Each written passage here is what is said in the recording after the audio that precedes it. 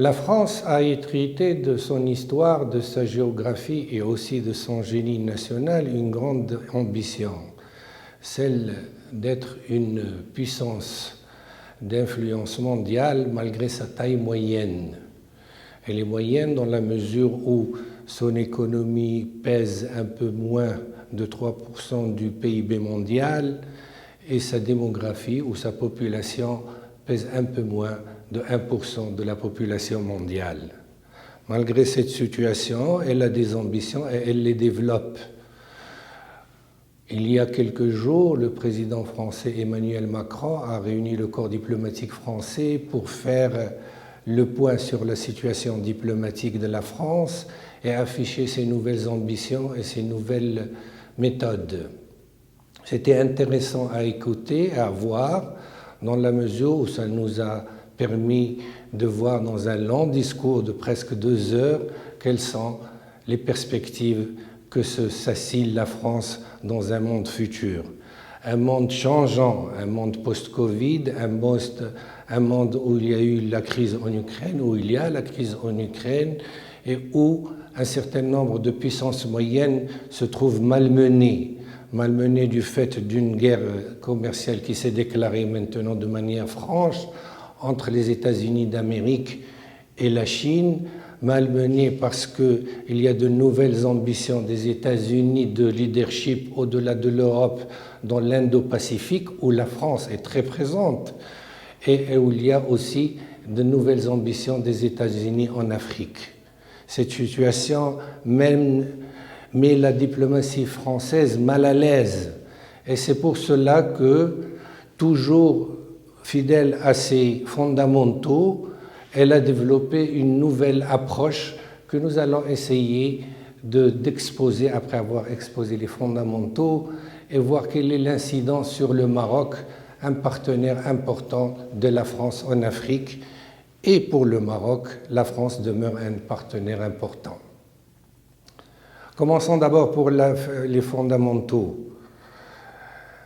La France a d'abord, dans sa politique extérieure, un souci de sécurité, mais sécurité non seulement militaire, mais aussi de sécurité technologique, de sécurité économique.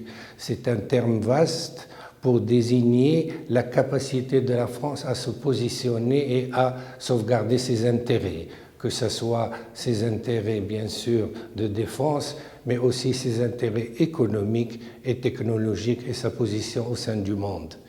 Ceci trouve un habillage dans ce qu'ils appellent, eux, les valeurs que véhicule la France.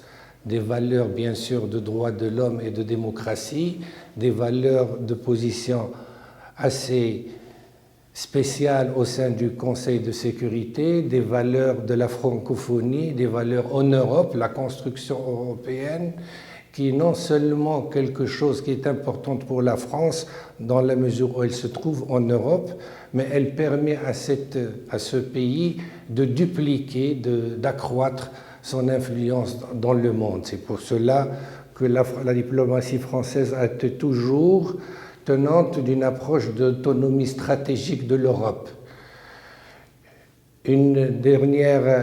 Un dernier élément fondamental de la diplomatie française, c'est la responsabilité. Bien sûr, on ne peut pas être membre du Conseil de sécurité, avoir l'ambition de jouer le rôle de puissance d'influence au niveau mondial sans avoir la capacité militaire de résoudre ou d'être présent dans certains conflits. Cela a été le cas en Afrique. Ils sont présents aussi, la France est présente aussi, dans l'Indo-Pacifique, avec, bien sûr, rappelons-le, quand même une zone économique exclusive, la deuxième du monde, parce que la France est un pays très très vaste, si on y inclut les îles de l'Indo-Pacifique, et il faut que ce domaine vaste soit protégé. Et se pose la question de la capacité militaire de la France à pouvoir protéger tous ces territoires à pouvoir jouer un rôle majeur au niveau mondial dans des situations où effectivement d'autres forces beaucoup plus importantes sont présentes. À titre de rappel, la France ne peut déployer que 8000 militaires dans tout l'Indo-Pacifique. C'est très peu. Elle a eu des difficultés à déployer des forces en Afrique et elle a fait appel à ses alliés européens. Tout cela nous met dans une situation où la France, elle le reconnaît elle-même, la diplomatie française le reconnaît, il y a certaines fragilités, certains manquements qui apparaissent au niveau de la diplomatie française qui, tout en ayant de grandes ambitions, ne peut pas accompagner cela avec une puissance économique et militaire au niveau de ses ambitions. C'est à cette équation de maintenir la position de la France et ses ambitions que s'est attelé le président Emmanuel Macron devant le corps diplomatique français pour exposer la nouvelle démarche, les nouvelles ambitions et toujours fidèle aux fondamentaux de la diplomatie et de la doctrine française, aller de l'avant et trouver d'autres sources pour maintenir la France au niveau des autres pays compétiteurs. Nous allons prendre de ce discours un long discours 4 ou 5 points qui intéressent spécifiquement le Maroc. Non pas qu'il s'est adressé de manière directe au Maroc, non.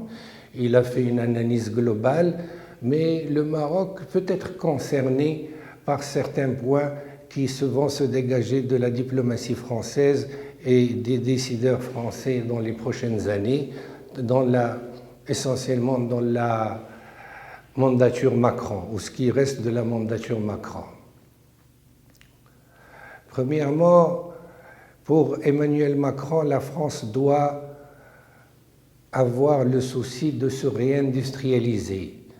Et ce souci de se réindustrialiser lui impose, les propos du président Macron, lui impose d'avoir une attitude, disons, de repli industriel qui doit être accompagné d'un repli commercial et d'une certaine vigilance concernant les échanges commerciaux avec ses partenaires. Le Maroc, principal partenaire économique en Afrique, et la France, principal partenaire économique du Maroc, est concerné par ce discours, que ce soit au niveau du repli industriel ou de la vigilance dans les échanges commerciaux. Cela pose des questions et des questionnements quant au futur de nos relations. Mais cela ne s'arrête pas là. Il y a aussi pour la France la nécessité d'être très vigilante dans tout ce qui touche au phénomène migratoire.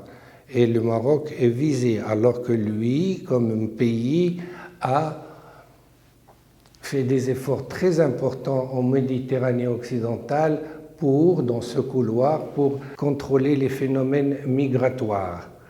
Il a une diaspora marocaine qui vit en France. Il y a des personnes qui ont la double nationalité et qui sont appelées, d'après le président Macron et un certain discours optimiste, à jouer un rôle important dans les relations d'investissement et d'échanges commerciaux entre les deux pays.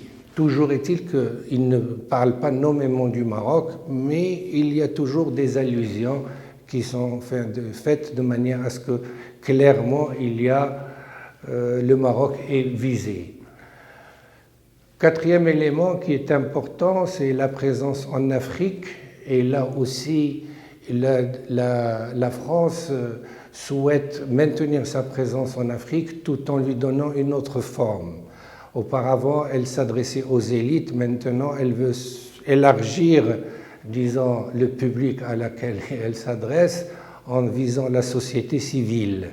La société civile, la jeunesse et un certain nombre d'acteurs dans cette société africaine jeune, émergente, ambitieuse. Et le président Macron se donne aussi pour objectif d'interpeller cette société. Le Maroc, bien sûr, ne trouve aucun problème à ce qu'il y ait cette approche dans la mesure où il y a des avancées démocratique. Nous sommes un pays structuré, stable, ayant des partis politiques et une société civile, des organisations de jeunesse et de femmes.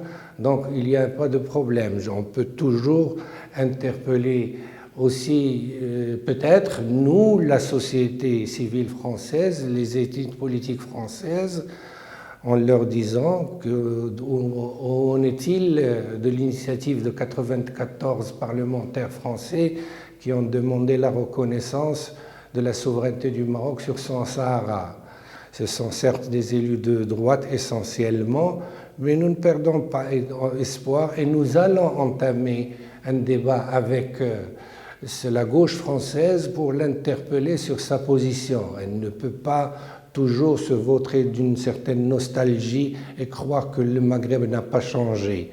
Le Maghreb a changé et le Maroc avance. Il avance dans son état social, avance dans son économie et de son modernité. Elle est dans le devoir, et je pèse mes mots, elle est dans le devoir de prendre acte de ces avancées du Maroc et de ne pas brimer dans ses ambitions. Peut-être on pourrait clôturer ce léger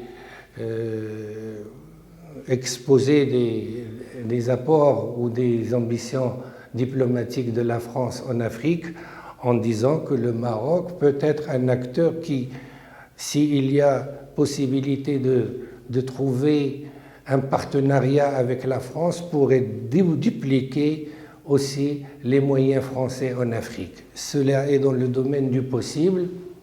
Nous allons voir comment dans les prochains jours, les prochains mois, les prochaines années, parce que c'est quelque chose qui s'inscrit quand même dans la durée, tout ça va être négocié.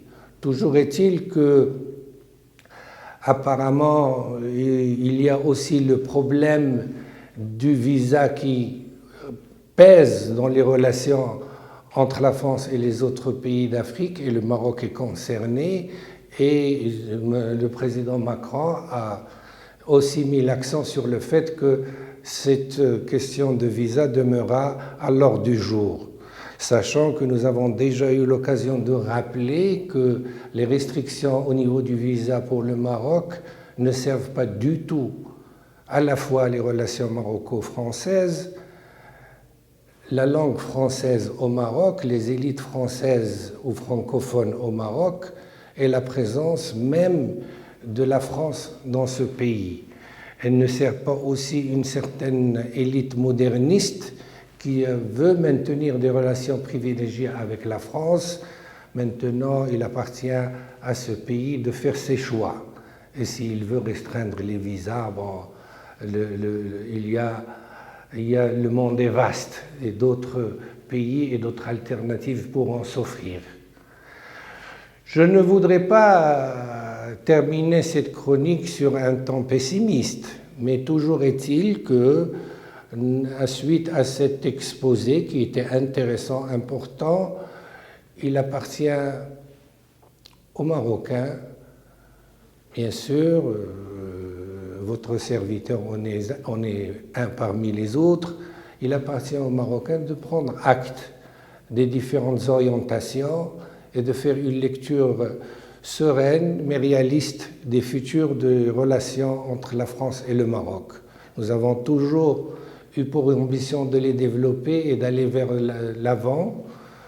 Apparemment, les choses se compliquent. Il appartient au génie marocain et au génie français, et peut-être à la conjonction des deux, de trouver les moyens de ne pas perdre ce travail qui a été fait pendant de longues années et qui a permis de belles réalisations en commun. Espérons de meilleurs jours pour les relations maroco-françaises à la lumière de cet exposé sur la diplomatie française et son futur fait par le président Emmanuel Macron.